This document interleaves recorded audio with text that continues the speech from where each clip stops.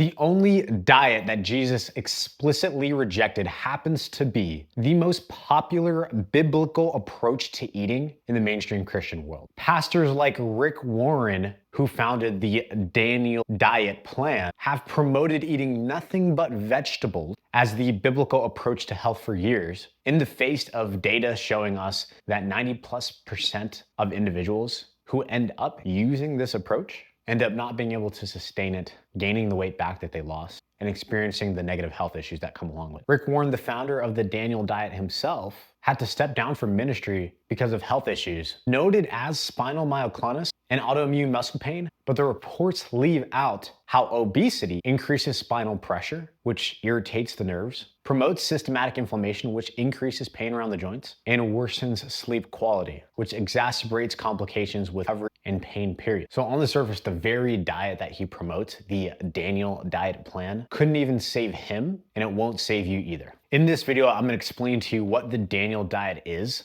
why it was the only specific eating structure that Jesus never endorsed, and the actual biblical principles of eating to honor your body, which absolutely result in the fruit of losing weight, keeping it off, building muscle. And as much as any of the Daniel diet promoters want to tell you that you should not be eating meat and all you should eat is artichokes and spinach, they are missing one of the most important components of honoring your body. And that is that being strong and having a body that actually reflects discipline and drive, apart from one that's just smaller and skinnier and weak and malnourished. Being strong, being capable, and looking the part actually matters in your walk with Christ. Because our job is not just to not be fat. Our job is to build the kingdom here on earth. And you are no more capable of doing that when you malnourish yourself with a vegan diet. So on the Daniel Plan website, they have a list of what they call good foods. They say you need to start with 50% of your diet being composed of non-starchy vegetables. This includes artichokes, asparagus, bok choy, Brussels sprouts, cauliflower, collard greens, radish, okra, mushrooms, tomatoes, zucchini, and a bunch of other vegetables. Then, this is completely insane, but they truly think that you're stupid. They say the next 25% of your diet needs to be composed of what they claim are lean proteins. And they even say healthy animal protein or vegetarian protein meats, which there's no such thing as a vegetarian meat or seafood option.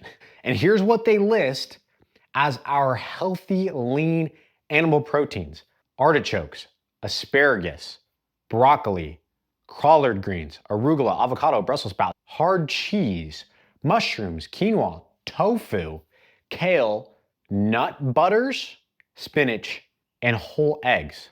Now, disregarding the sheer fact that the only two animal proteins they have listed here are cheese and whole eggs, literally none of these foods are considered high protein. None of them. In fact, if these are the protein sources that you're getting in your diet, I can nearly guarantee that you are below your recommended daily allowance of protein intake for your body to execute its basic functions. And this is why people who follow diets like this end up being malnourished. See, simply to survive, simply to not die as a human being, you need at least 50 to 80 grams of protein per day. And that's the bare minimum. That is not even in order to build strength, to improve your energy levels, to lose fat, to build muscle. If these are the healthy protein sources that Rick Warren and the Daniel diet promoters are recommending, it is no wonder that it couldn't save him and that it won't save you either. And then they recommend that the next 25% of your diet should be composed of whole grains or starchy vegetables, brown rice, oats, organic corn tortillas, buckwheat, acorn squash, pumpkin, beets, a bunch of other things that are not necessarily bad for you, but if this is the composition of your diet, will leave you weak, tired, and even if you do lose weight, simply ending up as a smaller human being is not what the Bible means when it says to honor your body. Now, here's where they get their justification for this absolutely messed up diet plan. We're gonna turn to the book of Daniel, the book where they claim this diet comes from, and actually read the scriptures to see what happened.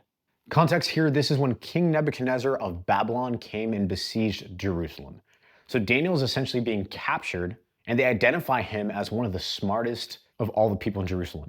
And Nebuchadnezzar wants to train him up. He wants to take him for his own and train him in the ways of the Babylonians. And it says this: the king, Nebuchadnezzar, assigned them a daily amount of food and wine from the king's table. They were to be trained for 3 years, and after that, they were to enter the king's service. Skipping ahead to verse 8, it says, but Daniel resolved to not defile himself with the royal food and wine. He asked the chief official for permission to not defile himself this way. Now, God had caused the official to show favor and compassion to Daniel. But the official told Daniel, "I'm afraid of my lord the king who has assigned your food and drink. Why should he see you looking worse than the other young men your age? The king would then have my head because of you." Then it says, Daniel said to the guard, whom the chief official had appointed over Daniel, Hananiah, Mishael, and Azariah, "Please test your servants for 10 days. Give us nothing but vegetables to eat, water to drink, then compare our appearance with that of the young men who eat the royal food, and treat your servants in accordance with what you see." So he agreed to this and tested them for 10 days. At the end of the 10 days, they looked healthier and better nourished than any of the young men who ate royal food. So the guard took away their choice food and the wine they were to drink and gave them vegetables instead. To these 4 young men, God gave knowledge and understanding of all kinds of literature and learning, and Daniel could understand visions and dreams of all kinds. So this is the miracle story that the Daniel diet promoters attached to as a literal prescription for how we're supposed to eat. But here's the first thing. If this is how we're supposed to eat biblically, then why did Jesus eat meat and fish?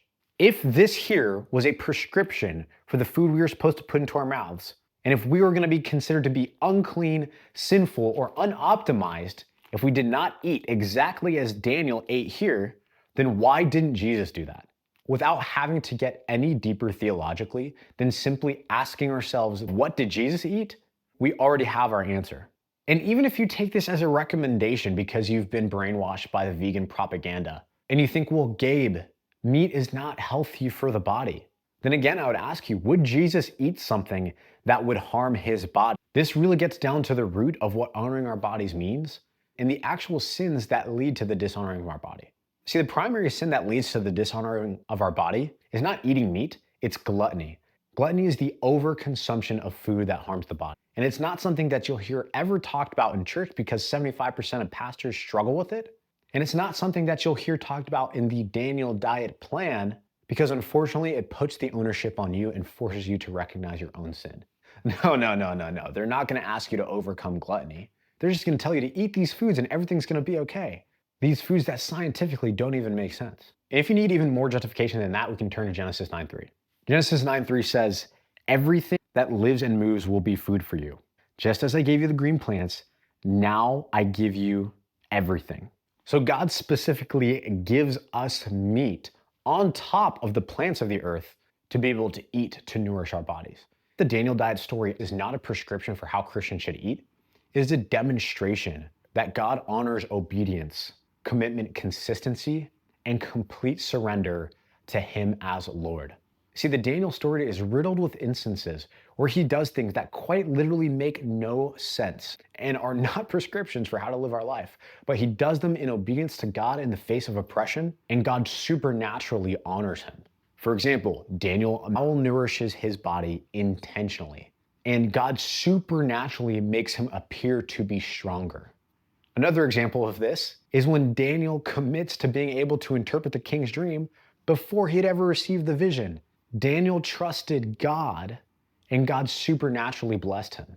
Another example of this is when Daniel does not worship the king, knowing he's going to be throwing into the lion's den, but because of his obedience to God, he is supernaturally protected. That's ultimately what leads to Nebuchadnezzar glorifying God. The Daniel diet story is not one of nutritional prescription. It is one of obedience to God and God's supernatural redemption power when we obey him in situations that seem to make no sense. See, just because Daniel jumped into the lion's den does not mean that we should too. And just because Daniel intentionally ate foods that lacked nutrition doesn't mean we should too. But what we can learn from the Daniel story is to be obedient in the face of our oppression. And quite honestly, the nutritional oppression that's facing most of America right now is the fact that most Americans overeat and live a sedentary lifestyle. Most Americans suffer from gluttony and sloth. Daniel's king Nebuchadnezzar, the thing that was oppressing him and asking him to be disobedient to God is equivalent to your gluttony and sloth, is equivalent to the habits that you've developed over years where you're indulging in food, where you're seeking comfort in food, where you're not disciplining your body. And what God is going to honor is you standing in the face of your unhealthy desire to overeat food. See, right now we live in a world where overeating is promoted, where it is celebrated. Even in church, We talk deeply about other theological issues while ignoring the disease that plagues most Americans. And I don't blame the pastors because they themselves are struggling with it. And it's very difficult to speak to something that you don't have victory over. But ridiculous perversions of scripture like the Daniel diet are only adding to the problem and distracting Christians from dealing with their gluttony and sloth. So if you're a Christian, should you do the Daniel diet? I'm not saying that if you eat vegetables or that even if you go vegan, you're sinning. Again, Genesis is clear, we were given those. But the Bible itself and the way Jesus ate flies in the face of the Daniel plan being the answer to honoring our bodies. And I know sometimes Christians don't like to talk about science. Science is simply the explanation of things that God has done.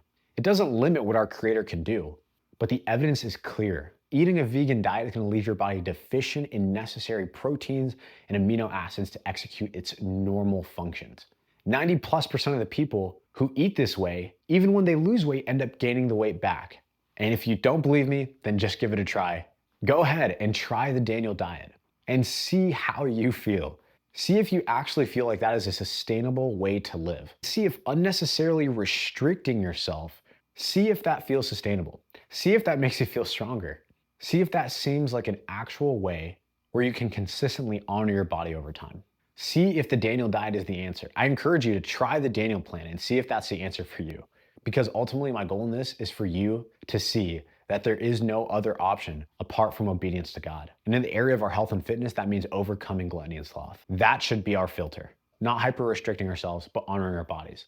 So that's what I want you guys to leave this with. Honoring our bodies is not about going vegan. It's about being obedient, not being gluttonous or slothful, disciplining our bodies, and it also involves enjoying food in the process, all for the glory of God.